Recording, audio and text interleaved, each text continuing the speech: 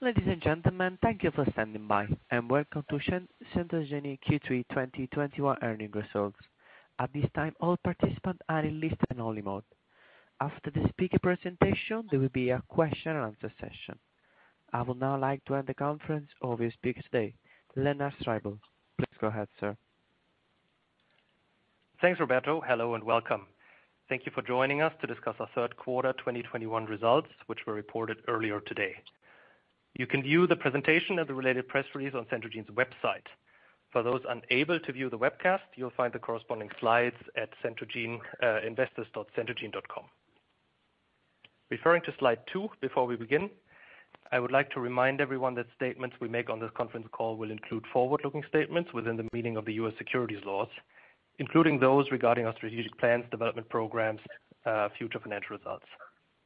Statements made during this call that are not historical statements may be forward-looking statements, and as such, may be subject to risks and uncertainties which, if they materialize, could materially affect our actual results. The forward-looking statements in this presentation speak only as of today, November 24th, and we undertake no obligation to update or revise any of these statements to reflect future events or developments, except as required by the law. Additional information regarding these statements appears in our SEC filings. If you turn to slide 3, it is my pleasure to introduce you to today's speakers, our Chief Executive Officer, Andrin Oswald, and René Joost, our Chief Financial Officer. We will first begin with a general business update, followed by a summary of our financial results for the last fiscal quarter ending September 30th. We will then open up the call to Q&A session before closing remarks. We kindly request already that you ask a maximum of 3 questions. I would now like to turn the call over to Andrin. Please turn to slide 4. Andrin? Thank you, Leonard, and hello everyone. Thank you for joining. As Leonard said, I will start with a business update on our core business and also some updates on the progress we're making on implementing our strategy as presented at the June investor event. As it relates to our COVID business and our plans with that one going forward, and also how we plan to restructure the company to be fitter for future growth, those 2 elements René will address in his financial review, and then we will end with outlook and of course the Q&A. So, Q3. Our Q3 performance reflects progress in our core business execution, making meaningful strides on our strategic priorities, which we outlined at the investor event. As mentioned, we are continuously expanding our data-driven approach to reinventing rare diseases, drug discovery and development. In this last quarter, we saw solid revenue performance, delivering core business growth for the second consecutive quarter. At the core business, which is our diagnostic and pharma segment, together grew 13% versus Q3 last year. We are very happy to see that the core business is back to growth. While COVID-19 testing revenues did not continue to contribute to our overall top line, we are seeing a shift in COVID testing landscape and are acting proactively, ensuring our efforts are focused on our core business in pharma diagnostics. This is in line with what we had communicated previously. Foremost, we are excited about the continued growth of our core diagnostic business segment observed in Q3. In that period, we added approximately 22,000 new individuals to our extensive biodata bank and continued to demonstrate our commitment to superior diagnostic offerings for rare diseases. This is a steady increase towards our goal of having 1 million patients in our biodata bank in the next couple of years. I will now discuss a bit more in detail the different segments. Please turn to slide 6. Here on the graph, you can see the mentioned 13% revenue in our core business. More specifically, on the diagnostic segment, in Q3, we reported order intake of 14,770, up 46% over the previous quarter. Within this segment, we have seen the business return to growth, up 43% year-over-year. We have indicated this trend in the last quarters, and it is nice to see the business return. It is our 5th consecutive quarter of diagnostic segment growth. We believe we currently offer the broadest diagnostic testing portfolio for rare diseases globally, covering the widest range of genes with unique value propositions we test. Turning to our pharma segment, we are still experiencing a protracted recovery as compared to the diagnostic segment. Pharma business segment revenue is down year-over-year. But as we have highlighted in the past, this is mostly the result of a delay of revenues as it relates to the time it takes from signing a new contract with a pharma partner until that contract translates into revenues. However, we have now 57 active collaborations, just 16 new ones started in recent quarters, and they're all advanced towards revenue generations. So we are quite confident that the pharma business will return back to growth starting with Q4. I will share some further details on that later on. Please turn to slide 7. Here, a look at our knowledge repository. The number of sample or order intakes in our core business, meaning diagnostic and pharma, is up 12%. This growth was driven primarily by the increase in diagnostic business, where test requests were 46% versus the same period in 2022. But also pharma contributed.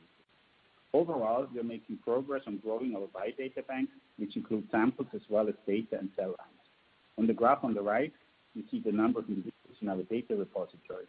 Over the course of 2021, we added about 70,000 new individuals to our rare disease-centric data bank. We believe our biodata bank to be the core of our differentiation and our basis for revolutionizing the development and eventually the discovery of rare diseases. As we stated in previous quarters, we kicked off an initiative in 2021 to review and upgrade the biodata bank. It's a biodata bank that by now has data back that goes back 16 years, so you can imagine that it was the right time to look at it, clean it up, and strengthen its content and the way in which you can mine the data. This improves setting up good data governance as well as making sure our approach to growing the biodata bank is truly strategic. At our investor event in June, our CDO and data officer, Bettina Görner, shared with you insights in how we plan to upgrade our data bank, and I want to give you, based on that here, some first updates or insights into the data bank. In the past, we have communicated the number of patients as a summary metric. With the newly defined biodata bank, we will share some deeper insights going forward. As of today, November 24th, we have about 650,000 patients, active patients, and samples in our repository. At the end of Q3, this figure was approximately 630,000. Some of you will remember that we had already communicated the number of about 650,000 previously. However, after the recent review and reclassification, the cleanup of the biodata bank, we have now a new but more robust number, ensuring that what is in there is really of the quality that we needed to have the ability to mine it and come up with valuable insights. Additionally, we are now also going to provide you with some more metrics as it relates to the content and the growth of the biobank. Turn to slide 8. Here you can see some of the metrics we developed that we believe show in more detail what's in the data bank and how it's progressing going forward. We have total number of individuals, of course, as previously discussed.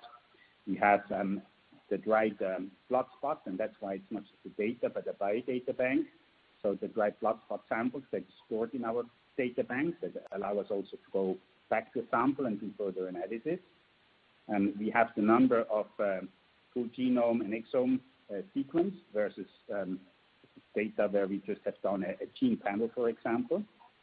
And we also have the percentage of research content that allows us not to use the samples and the data just for diagnostics, but also for full research on the discovery pharma side with the potential, of course, to commercialize that. Then we have our cell lines. I think this is an important addition. The cell lines are critical for our future discovery efforts. And of course, all this is built on an active network of physicians that we engage in and that work with us for getting access to past but also future patients. You can see the numbers here on the slide and also how it developed in the recent quarter. With this, we are now also providing more details, and we plan to do that going forward. We believe this is a way by which you will better appreciate the relevance of the value of a biodata bank going forward. Please turn to slide 9.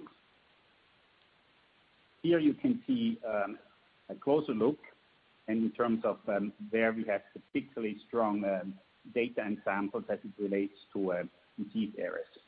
And this is in metabolomic and neurological diseases. This is also reflected in the increasing number of pharma partners that we have established in that area. As shown by the revenue contribution, most of our collaborations are relatively small in nature, and however, we believe this is something that will grow in the future. The partners may start with a rather small specific research question or a research collaboration that we have, which may be low in initial revenues. Those partnerships, while the research and the underlying drug discovery progresses, we believe these partnerships will expand, and so will our revenue. Please turn to slide 10. We've shown that slide at our June event, but I would like to highlight again why we think we are uniquely positioned in the rare disease space. Here are some companies that are also in the data-driven insight space, and we believe we clearly differentiate from them and add unique competitive advantages.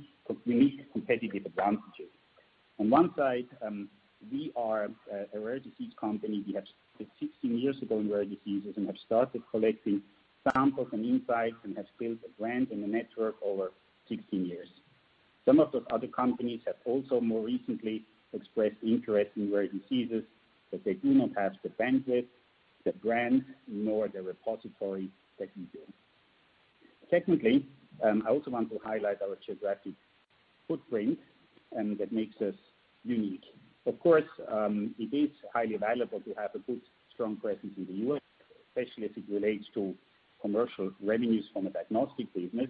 However, overall, we believe our geographic global footprint is absolutely critical for rare diseases. Rare diseases are by nature a global challenge, and to collect patient data and generate sufficient patient data for the right insights, a global footprint in our minds is required, and that's what we have. Let's go to slide 11. This is to remind you of our business model, our patient-centric business model with the biodata bank at our core, and using that biodata bank and our omics and AI tools to generate insights for superior clinical diagnostics, for pharma services, for patient identification and clinical trial support, and last but not least, to develop a discovery platform to enable drug discovery, orphan drug discovery in the rare disease space. So let's go to slide 12. I just want to highlight a few updates along those business continuum, what we have done in the recent quarter. Scientific progress, our diagnostic footprint, the impact we have in pharma, and what we're planning to do in discovery. So let's start with slide 13. As you know, and I'm sure you've seen over the recent quarter, we have quite a leading presence, a number of scientific publications in the rare disease space. I just want to highlight here a recent one in the New England Journal of Medicine. We view our contribution to better understanding rare diseases at the core of our commitment to rare disease patients around the world. Not all of those, of course, as you for sure know, will immediately translate into revenues, but I do believe that they highlight our scientific expertise, the depth of our biodata bank, and of course, our attractiveness as a partner in rare disease discovery. Taking a closer look at this effort here. And the study here utilized data from Centogene's biodata bank, where an international team, including the Rady Children's Institute of Genomic Medicine and A-STAR, that have analyzed data on a range of families to create a deeper understanding of syndromic structural birth defects and pave the way to advance pharmacological treatment for that unique medical condition. Now, if this method and what has been demonstrated translates into robustness It offers a unique opportunity for drug developers to capitalize on the insights and with clinical programs potentially create new approaches to find treatments for what to date are almost 4 million infants every year that are born with such birth defects. We think that research highlights why Centogene and its biodata bank can be a unique partner, not just for the academic institutions, but also for pharmaceutical organizations to collaborate to actually find such findings and translate them into value in drug development. Slide 14.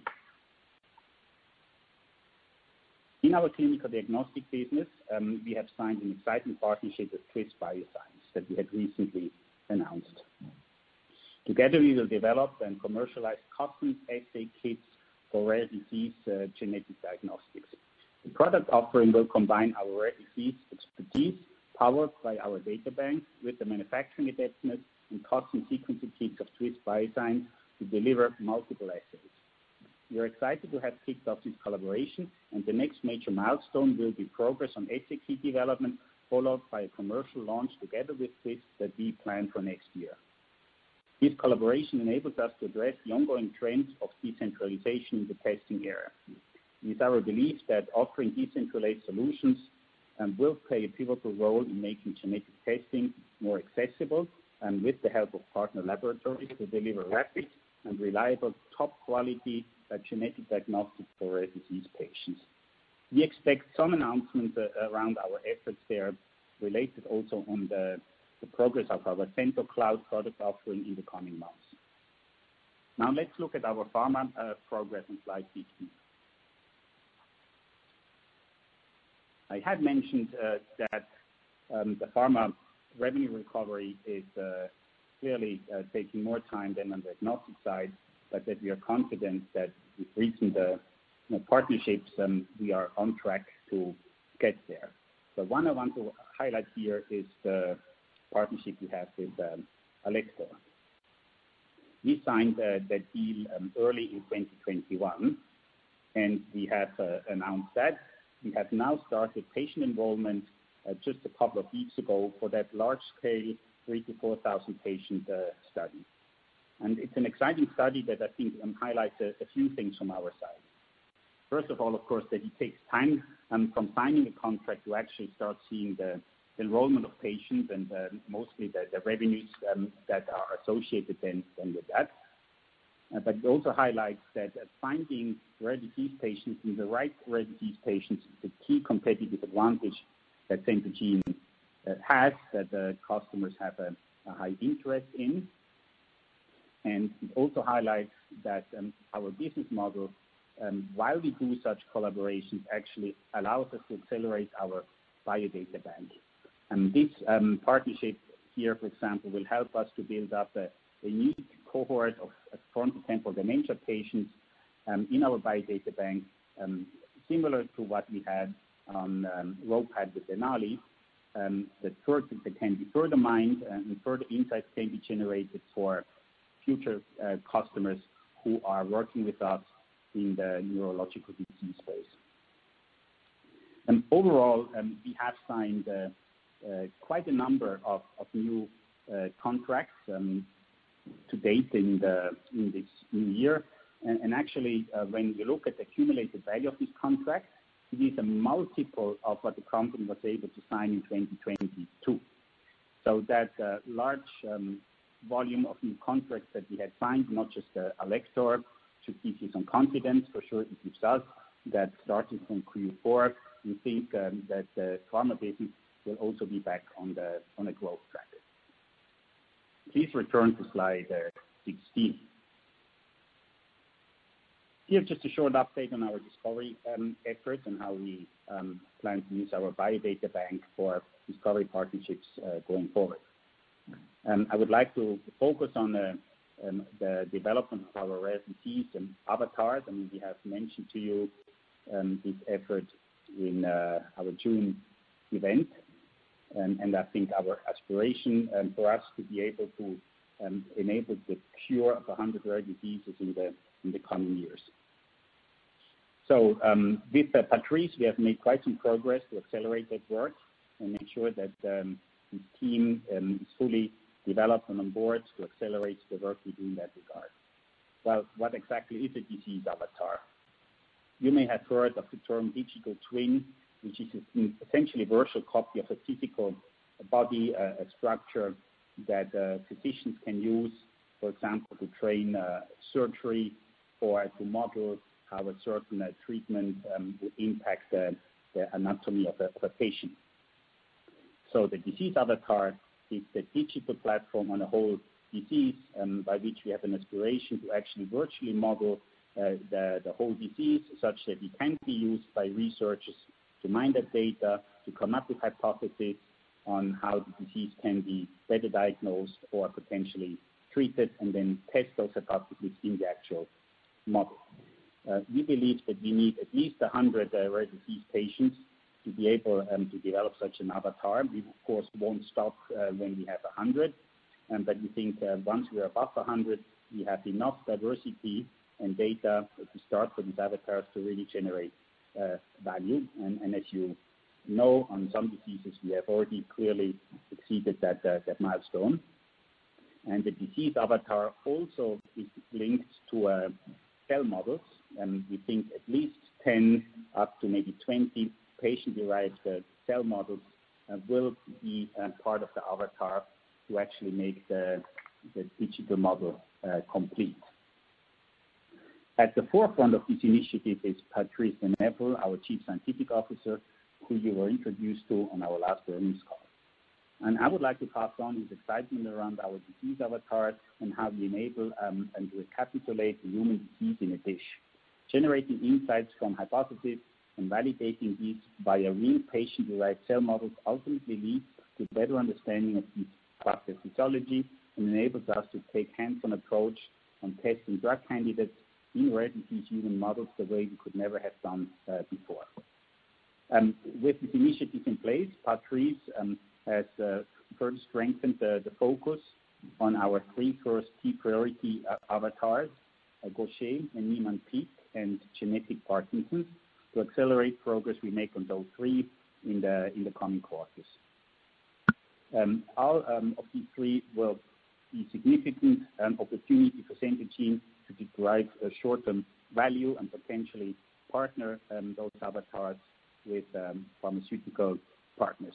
We will, of course, not stop there, and on the success of those three, we have a range of prioritized diseases that we plan then to work on and to accelerate in the next 2 years to come. With that overall update on our core business and the progress we make on our strategy, I would like to hand over to René. Thank you, Andrin. Please turn to slide 18. Our overall Q3 revenues declined by 17% year-over-year to 30.2 million euros. This development was mainly driven by COVID-19 testing, generating only 20.2 million euros in revenue in Q3 2021 versus 27.4 million euros in Q3 2020. This reflects the decreasing importance of the non-core COVID-19 business, and on the other side, the increasing importance of the core business. I will highlight the COVID business separately in a moment. With that, I would like to focus on the core business, which includes our diagnostic and pharma segments. The core business expanded by 13% in Q3 2021 year-over-year to 10 million euros compared to 8.9 million euros for the same quarter of 2020. This growth was mainly driven by the strong uptake of the clinical diagnostic business, which recorded 7.3 million euros in Q3 2021, representing 43% growth compared to the same quarter in 2020. Pharma revenue decreased year-over-year from 3.8 million euros to 2.7 million euros in Q3 2021, reflecting a decrease of 28% compared to the previous year. The decrease was primarily due to the impact of the COVID-19 pandemic, which unfortunately slowed the clinical studies of our pharmaceutical partners. In principle, we believe the recovery in pharma takes longer due to the generally longer sales cycles. However, the value of our pharma contract signed in the first 9 months of 2021 already exceeds the value of deals signed for the full year of 2020. So we continue to see an acceleration in the pharma revenues in the fourth quarter. We will now be looking at COVID before going into more detailed review of the core business performance. Please turn to slide 19. I would like to take a few minutes to discuss our COVID business. In summary, Q3 2021 represents fourth quarter in a row where our portion of revenues generated by the core business increased and the portion from COVID decreased, a trend we foresee continuing.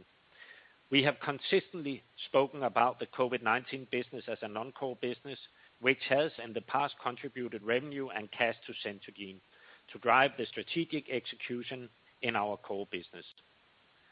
Looking at the EBITDA contribution from COVID-19, which has turned negative, we have made the executive determination to begin phasing out the business segment to focus on areas where contribution margin is anticipated to continue in order to optimize our cash spend. Very specifically, this means that we will phase out most COVID-related projects by the end of the year, and some specific airport centers will follow in the first quarter of 2022.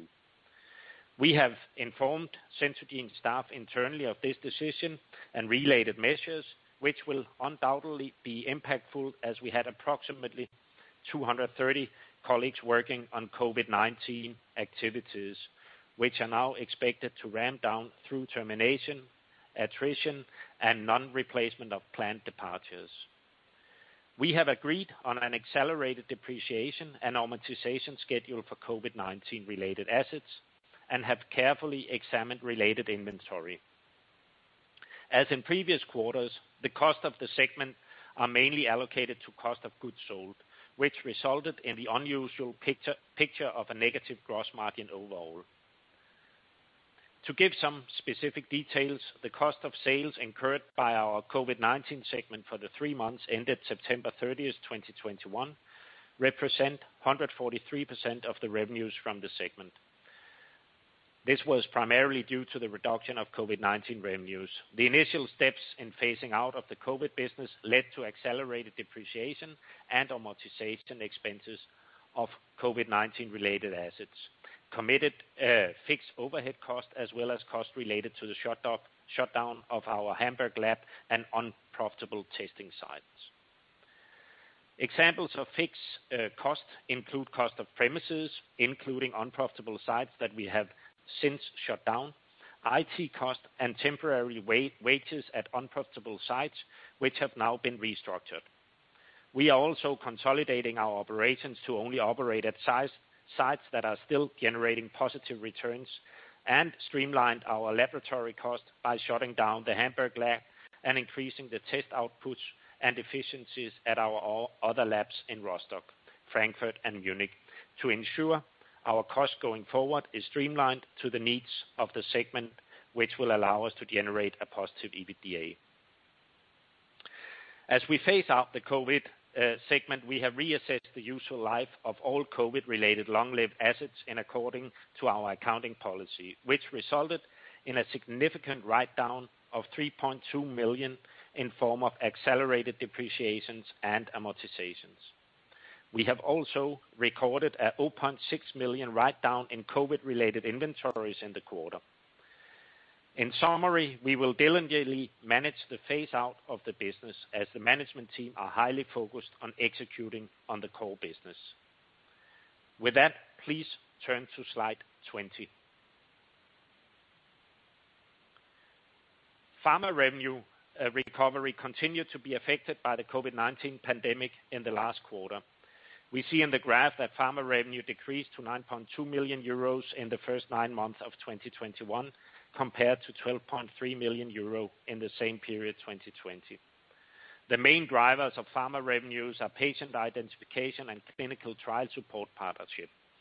The decline in 2021 year to date is mainly due to the successful completion of contracts by the end of 2020 and a slower rebound due to longer sales cycles and building contract backlog. Andren discussed earlier the increase of signed contract value we have seen in 2021, which is significantly above the full year 2020. We remain confident in the acceleration of the pharma revenues in Q4. During the first 9 months of 2021, we entered into 16 new collaborations and successfully completed 25 collaborations, resulting in a total of 57 active collaborations as of September 30, 2021. Revenues from our new collaboration totaled 2.1 million euros for the 3 months ended September 30, 2021, with no upfront payments. I previously mentioned the 57 active collaborations on the pharma side. If you take a look at the pie chart in the bottom of the right corner, you will see that we currently have one large patient identification collaboration, which reflect disease fields where commercial state products are already available. In this case, our contract with Takeda. Most of our collaborations continue to be in the clinical development stage with clinical trial support. All of these are based upon the setup we already have.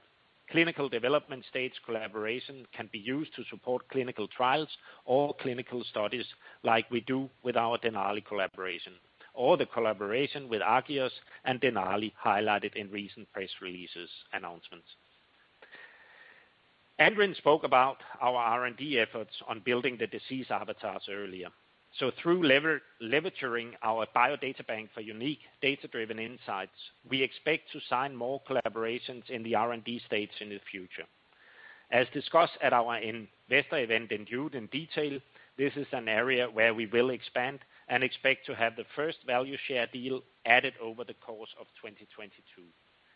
Those collaborations would generally include a value share for Centogene, when historically these may have been small contracts only for distinct research questions. Please move to slide 21. While the ramp-up in revenue in the pharma segment appears protracted, we are extremely pleased to see the strong growth in our diagnostic business in Q3.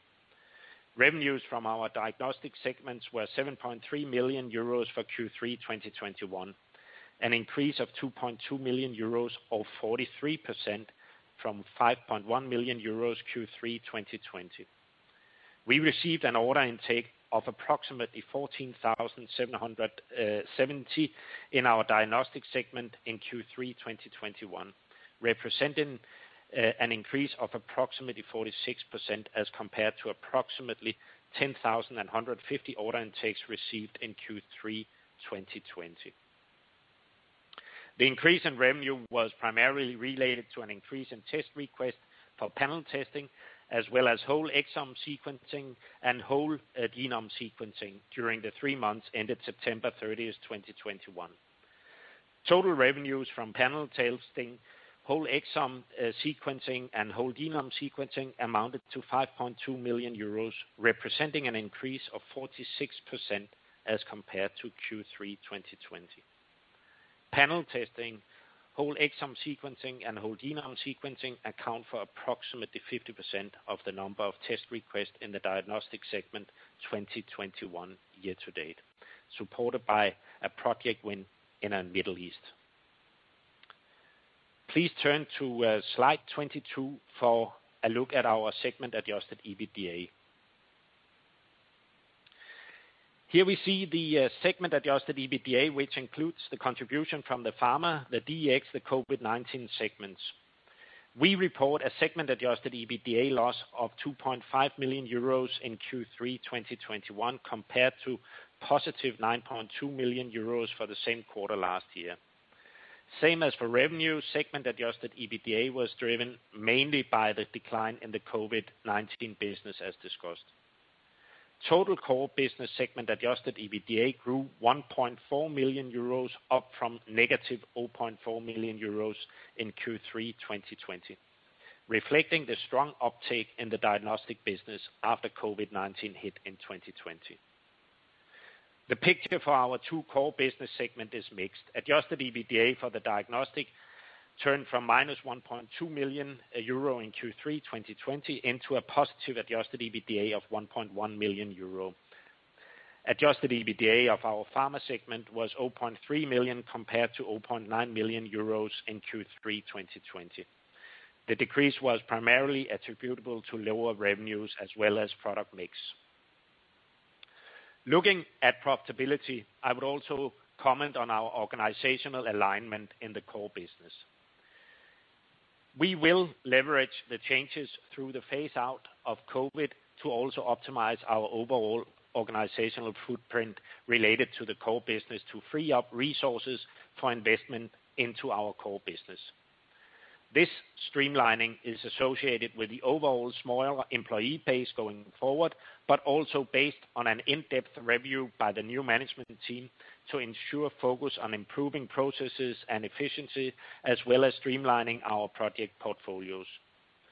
We expect the results to be saving of up to 15 million euro annualized, excluding restructuring costs, consisting mainly of personnel-related and operational expenditures and a smaller contribution from CapEx.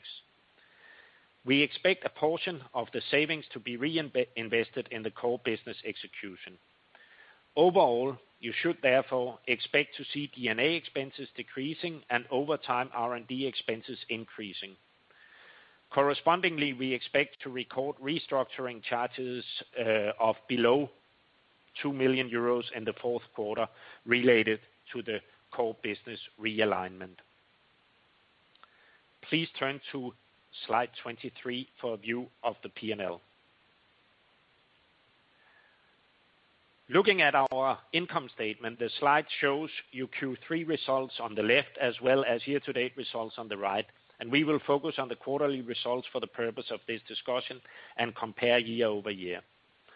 We have already discussed the revenue development in the quarter and highlighted the dynamic of core business versus COVID-19.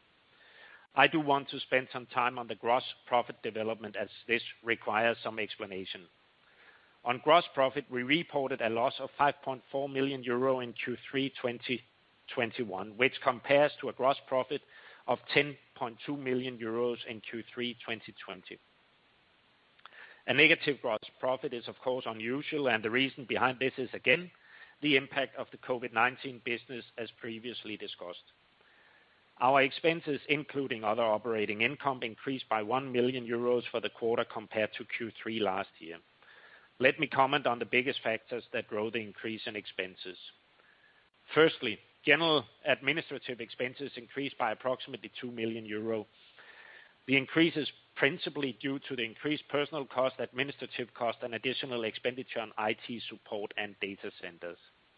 Additionally, the corporate expenses included share-based compensation expenses of 1.9 million euros, an increase of 0.7 million euro versus the prior year quarter. Second, our R&D expenses for the quarter were approximately 1 million euro lower than Q3 2020. This decrease mainly represents streamlining of personnel cost, IT-related development cost, and then a change in the capitalization of cost last year, which led to an additional expense in the P&L. Thirdly, our sales and marketing expenses for the quarter increased approximately 0.9 million euros, mainly reflecting an increase in personnel expenses, online service expenses, as well as travel expenses due to the easing of travel restrictions from COVID-19 pandemic. In total, our operating loss was 21.3 million euros, a decrease of 16.6 million euros compared to a loss of 4.7 million euros in Q3 2020. As previously discussed, the main change driven by the negative gross profit in the COVID business. Now please turn to slide 24 for the cash flow and balance sheet highlights. As of September 30, 2021, we had 25.7 million euros of cash and cash equivalents on our balance sheet. In regards to our outstanding debt, I would like to remind you that as of the end of September, this includes approximately 19 million euros of lease liabilities. Looking at the movements, cash flow from operating activities improved compared to last year. The main drivers were the cash generated through our COVID-19 testing business segment in the first half of the year. Having said that, we do recognize the impact of the earlier discussed decrease in the COVID-19 business and negative gross profit, leading to fading contribution from the segment compared to previous quarters. As discussed before, we are managing that business on a cash basis to a phase out. In 2021, year to date, the cash flow used in investing activities was 5.4 million euro, as compared to a cash flow of 11 million euros in the 9 months 2020. Consistent with our aforementioned attention to the COVID business, the decrease is mainly due to a reduction in COVID-19 related investments. Cash flow from financing activities decreased compared to 2021, mainly reflecting the follow-on equity offering, which contributed with 22 million euros in Q3 2020. Based upon this cash development, we have in our 6-K also disclosed a going concern issue. With that, let me hand it back to Andrén for our 2021 guidance and closing summary. Please turn to slide 25. Thank you, René. So to round off today's call, let me touch on the financial guidance. We've seen that on the core business, we have good recovery of our diagnostic business, and we are also quite confident based on the contract values that we signed on the pharma side that that business will return to an attractive Q4. We, of course, albeit declining, have also significant contributions this year from our COVID business, and accordingly, overall, we will adjust our top-line guidance and expect growth revenue for 2021 to be between 30 to 40% versus prior year. This is mainly driven by COVID-19. However, we also expect our core business for the full year to be back to growth of mid to high single digits after a decline of 20% in 2022. Overall, with exiting the COVID business, we plan to be fully focused on our rare disease business, strengthening execution, building the capabilities, and attracting the required capital to further strengthen our leading position in this rare disease space to create long-term value for our shareholders and stakeholders. With that, just a few summary points on slide 27. Core business recovery of 13%, 43% growth in diagnostics in the quarter. As mentioned, we plan to exit our COVID-19 testing business, and we have started to implement a program to reduce cash burn in our core business. Overall, we remain confident on the step-by-step recovery we make on our core business, where the overall strategic priorities have not changed, accelerating our growth in clinical diagnostics and pharma services by leveraging our unique biodata bank, and strengthen our research capabilities to try to radically transform the understanding and treatment of rare diseases, starting with Gaucher, Niemann-Pick, and genetic partner diseases. So in closing, I would just like to express our gratitude to our partners, our employees, and of course, our shareholders as we continue tirelessly in this profound pursuit to cure rare diseases. We remain committed to delivering the best possible business performance for our shareholders while we are adapting and capitalizing on the testing and rare disease drug discovery landscape as inevitably continues to evolve and grow. With that, I would like to hand it back to the operator for Q&A. Ladies and gentlemen, we now begin the question and answer session. If you wish to ask a question, please press star 1 on your telephone and wait for your name to be announced. Our first question is for Puneet Souda from SVB Leerink. Please go ahead. Your line is open. Yeah. Hi, Andrew and René. Couple of questions, given the quarter, obviously. First on gross margin, you pointed out your costs rose significantly as outlined due to COVID testing. I appreciate that you're shutting down your COVID testing operation in the first quarter. I don't think we were expecting your gross margin to be negative. It appears to us that that would continue into the fourth quarter. Could you elaborate for us, as we look at 2022, when do you think your gross margin can return to be positive? That's my first question. Secondly, on cash runway, can you elaborate, sort of given the current expenses, R&D increase, how long do you, in terms of the cash runway, how long do you have before further potential capital raises? Thank you. Maybe I can comment on the first one. The reason you are seeing this drop in the gross profit that are twofold or they're seeing the negative gross profit in the COVID business mainly due to the development of COVID business. Our core business, this is very important, is actually developing very positively compared to last year. You see an increase in the quarter compared to last year in the gross profit in our core business from 840,000 to 3.2 million quarter versus quarter. Year to date, the core has improved from 8.1 million in gross profit last year to 9.9 million this year. The underlying business of our core activity is actually improving. Having said that, it's of course correct, as the gross profit in total is negative, and that is mainly coming from the negative gross profit in COVID with 8.6 million. There are two reasons for that. As we have told you about the how should I put it, the decreased level of activity, as you have also seen in the presentation, has basically decreased from Q4 2020 into Q1, Q2 in 2021, and this has also continued in Q3. In Q3, we have then initiated, if I may put it like that, the ramp down of the activity and reducing the employer cost and so on. Here we have not reacted fast enough compared to the revenue decline. Due to the revenue decline in Q3, we have then made the decision that we will ramp down the COVID business in full until year-end for the major part of the activities, except 2 airports that will continue into Q1 2022. Having said that, then you can say, of course, will the negative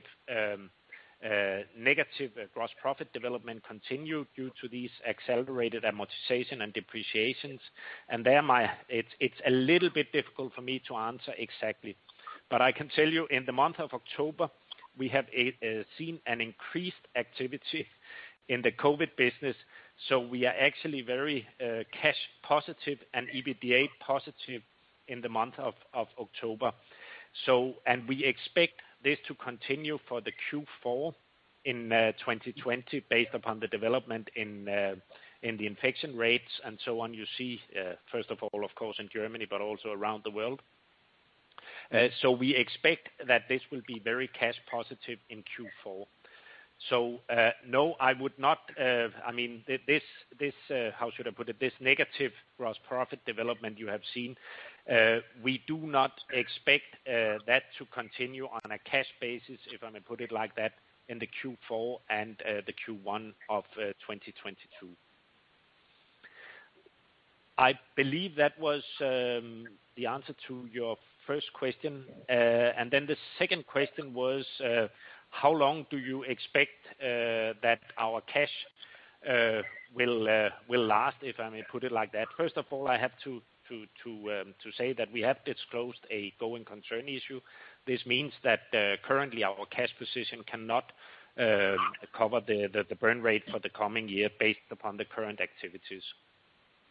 Therefore, we have also started a streamlining project, as I explained, where we will reduce the cost with approximately 15 million, and this has also been kicked off today.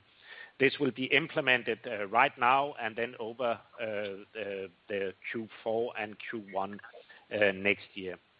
So we do plan to reduce the burn rate significantly with 15 million. Having said that, then we also have 26 million in cash, so there should not be any issues. I mean, the 26 million will not cover another full year, but at least it will cover far into the 2022 based upon the current burn rate. Finally, it's also important to say, due to our reduced cash position, which is also typically or normal for a biotech company like ours, we have, of course, also looked into different, what do you call it, funding opportunities that we have. And we are currently in discussing with various strategic potential partners. We are in discussions with minority investors and maybe also some other potential investors. It could either be in terms of additional equity or in terms of issuing some debt. So we are, how should I put it, on top of this, and as soon as we have more information, we will, of course, disclose this to you. Got it. Thanks, René. On the data bank, you reported, I believe, 600 and somewhere around 632 patients, 1,000 patients in the database. That appears to be a step down from the 650,000 in the quarter. And I recall Andren talking about this database should continue to increase. Obviously, this is a core part of your offering. Can you just elaborate on exactly why this decline happened? And also on pharma, I totally appreciate that COVID is ongoing and that is, impacting the recovery in that business, but obviously that's a core business development activity for you. Maybe just walk us through that. What are some of the parts there that are, impacting on the ground level, and when do you expect realistically for that pharma business to improve? Because obviously that declined sequentially as well. Yeah, so the first one, the quarter-over-quarter, the new data coming into the biodata bank is of course increasing. So in Q3, again, we added significant in 20,000 additional slide. I'll quickly put you on that, get you the exact number. On slide 8, right, we added another 22,000 patients to the data bank in Q3 alone. So the trend is robust, it's increasing quarter-over-quarter. The reason for that step down that you highlighted was historic nature, and we have, with our new chief data officer, started really an overhaul of the data bank to not just take historical samples for granted, but really validate what we have and kick out things that we think is no longer of value. So that has led to a reset of the baseline by 40,000 patients. Nothing to do with patients from this year. This is from a historic cleanup of the samples of patients that have been in that data bank coming from a couple of years ago. Just to summarize, hence the growth, of the biodata bank samples is very strong, and we expect it to accelerate. The trend as such remains absolutely robust, and it's also not a secret that, of course, samples that come in today are much more valuable than samples that we had that maybe already 10 years old. We have much the research content at 80% level, and of course we are also in a better position today to do genomic analysis. You can also see that the percentage of full genome to exome sequence with the patients that come in more recent time, of course, is much higher than it was a couple of years ago. So overall, the bank remains on track to be strengthened quarter-over-quarter. And for the pharma, at this point in time, that the recovery is not affected by the pandemic, at least not significantly. It is really a result of the fact that in 2020, the company had focused its whole energy and commercial strength on COVID, and such close to no new partnerships had been signed in 2020. And when we refocused on the core business, starting when I came on board, we started in progress and signed the first contract, and as highlighted, a contract signed in Q1, and given that we don't get when we sign the contract, but mostly when we start recruiting the patients, you will see the revenues there to kick in Q4. But when I look, as we have emphasized, on all the contracts we had signed already this year, we feel very good that, first of all, the growth is real. I mean, the year is not over, but we are very encouraged by what we see now by November the 24th, that we will have a good Q4 for pharma. And with the contracts that we have signed to date, we also believe that growth will continue into next year. Okay. Thanks. I'll let others hop in. Thank you for your question. The next question is from Catherine Schuss from Baird. Please go ahead. Yolani. Hey guys, thanks for the questions. I guess first, there have been some additional COVID lockdowns or restrictions lately across the world as cases start to rise again. How do you view that impacting your fourth quarter, both in terms of core diagnostics and then clinical trial work for pharma? Yeah, so thanks for the question. So on COVID, we do see an uptick in testing volume.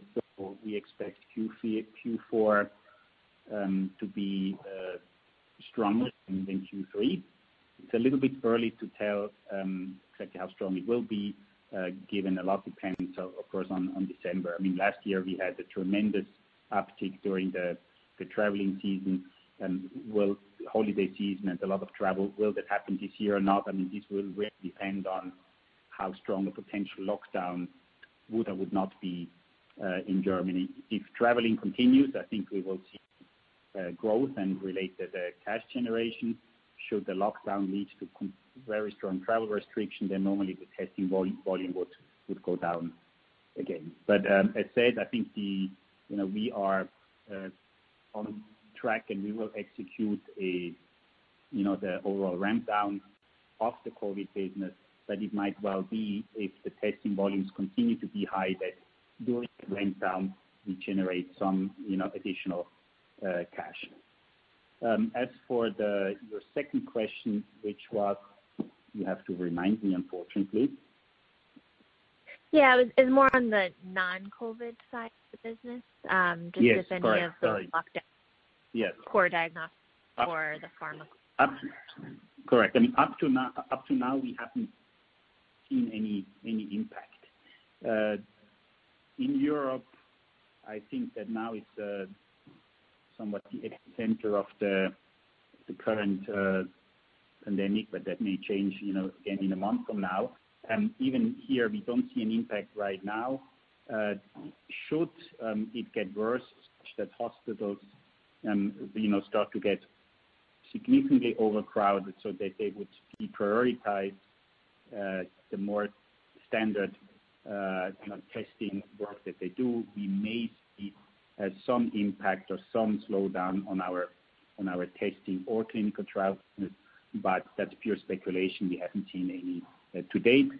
We also don't expect it to be in any way near it happened compared to how it was last year. I mean, we do have a global business. I mean, we are not just overrepresented in one region. And given that there is different phases of the pandemic in different regions, we overall do not expect to see a substantial impact, even if in Europe we were to see a smaller slowdown in the months to come. Okay, got it. And can you just talk a little bit more about what you're doing with Twist? When will those custom kits be available, and how do you think they'll improve or differentiate your diagnostics? Yeah, so I cannot go further than to say we expect this to be rolled out next year. In terms of exact what quarter and what when, I think given that this is in a collaboration with Twist, I cannot share too much before we have alignment with them. But the teams are working on that, and we expect rapid progress. And as highlighted, we expect to have a further announcement on our Centogene still this year that will give you also there some more insights into how we plan to accelerate the rollout of our decentralized testing solution. All right, great. Thank you. Thank you for your question. We have the next question from Sung Ji Nam from BTIG. Please go ahead. Your line is up. Hi, thanks for taking the questions. Just out of curiosity, of the new pharma contracts that you've signed this year to date, or even the last, I would say, 12 to 18 months or even 2 years, do you have a sense of roughly what percentage is coming from, the existing 30 plus customers versus percentage coming from new customers? Yeah, so depends a bit how you look at it. In terms of number of contracts, the majority are from new customers. In terms of value, some of the existing contracts, of course, have a significant size, while some of the new ones are more from biotech companies and hence start smaller. If you ask for a value split, roughly, I would say about half-half. Okay, gotcha. And for the ones that have completed their projects and have not signed on for new projects, just out of curiosity, what are the main drivers? Or do you have a sense if they're expecting? Yeah, go ahead. Some of them are, biotech companies specifically working on a rare disease with a certain scientific approach, and then if that program fails, then of course the program stops, right? And the company, given that it would be focused on one specific project, of course, would most likely either cease to exist or at least would have other priorities than immediately starting the next collaboration with us. But overall, I would say that it's relatively rare. I mean, we have a lot of repeat customers, and I think of all the larger partnerships that we have, I think at least to date, I can of course not make a forward-looking statement, but to date, these partnerships, they by and large tend to continue. Gotcha. And then just on the diagnostic side, on the core diagnostics business side, do you have the infrastructure in place currently, in your view, to be able to achieve kind of your long-term growth rate target, or are there kind of further efforts in place or that are underway to be able to continue to drive growth there? Infrastructure, I guess it depends what you mean. I mean, as it relates to our laboratory capacity, I think we have what it takes, at least for the near to mid-term. If we look at our Centocloud, which is, call it infrastructure as it relates to working with decentralized labs, I mean, that we are building up, and we will share, as I mentioned, in a couple of months on where we stand and what we can expect. The investments there are not significant, but still, I think it's an important project for us. And when you look at the commercial infrastructure, I would say, and we have highlighted that in the past, where we do have a gap is in the U.S. I mean, we do have a presence in the U.S., but we consider it not to be developed at the stage that we would like. And that's also why we are exploring partnership opportunities in the U.S., because, of course, one option always is to strengthen ourselves, but I see a potential there, maybe partner with someone who has that footprint already in the U.S. and is interested to add our rare disease value proposition to a co-commercialization partnership. Great. Thank you for taking the question. All right. We're already a little bit over here, about 4 minutes. Should we take one more? There are no further questions, sir. And you're back to the conference. Even better. Good. All right. I think then, Leonard, we can close the call. Yep. Thanks very much for joining us. And to talk to you during the next quarter at investor events as well. Thank you and goodbye. Bye-bye, everyone. Thanks for listening.